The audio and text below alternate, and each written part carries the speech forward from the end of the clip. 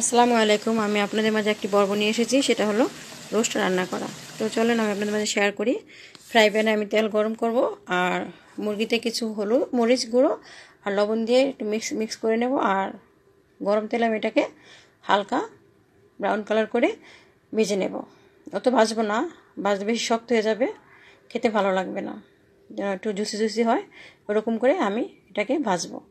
ভাজার পর একটি পাত্র বসিয়ে দেবো চুলাতে, তারপর কিছু তেল দিব।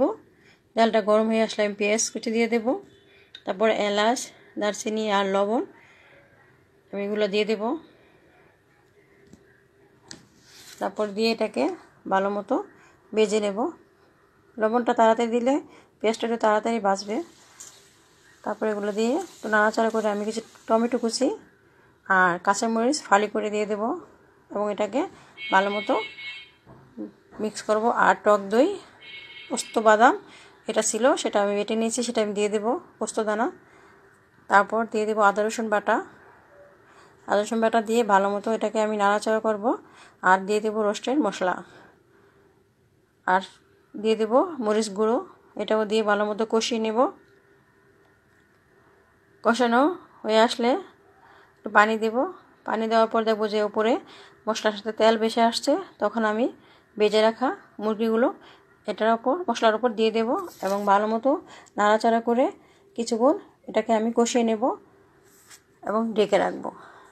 এই তো আমার মোটামুটি কষানো হয়ে গেছে। একটু নাড়াচাড়া করব, নাড়াচাড়া করে দেব মাংসগুলোকে। তারপর একটু পরিমাণ মতো পানি দিয়ে দেবো, যেন মাংসগুলা ভালো মতো সিদ্ধ হয়। এই তো এখন আমি একটু ঢেকে দেবো যেন বলক আসে। এই তো আমি এখন ঢাকনাটা উঠিয়ে নেব আর একটু নাড়াচাড়া করে দেব। পানিও শুকিয়ে আসছে মোটামুটি আমার। আর দিয়ে দেব আমি এখানে চিনি, যেটা জালের সাথে ব্যালেন্স হয়ে যাবে।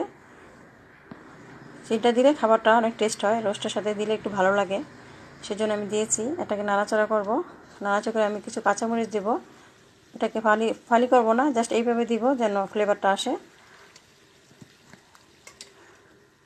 দেওয়ার পরে এখন আমি কিছু বেরেস্তা দিয়ে দেব, পেঁয়াজ বেরেস্তা, আর দিয়ে দেব কিশমিশ, সাথে দিয়ে দেব একটু ঘিটা দিলে ফ্লেভারটা ভালো আসে, খেতেও ভালো লাগে। আমার প্রায় রান্না শেষ, তো আমি এখন এটাকে পরিবেশন করব খাবারের সাথে। তো চলেন আমি এটাকে এখন নামিয়ে নেব। এই তো এখন আমি পরিবেশন করতেছি রাইসের সাথে। ভিডিওটি ভালো লাগলে লাইক, কমেন্ট, ফলো দিয়ে পাশে থাকবেন।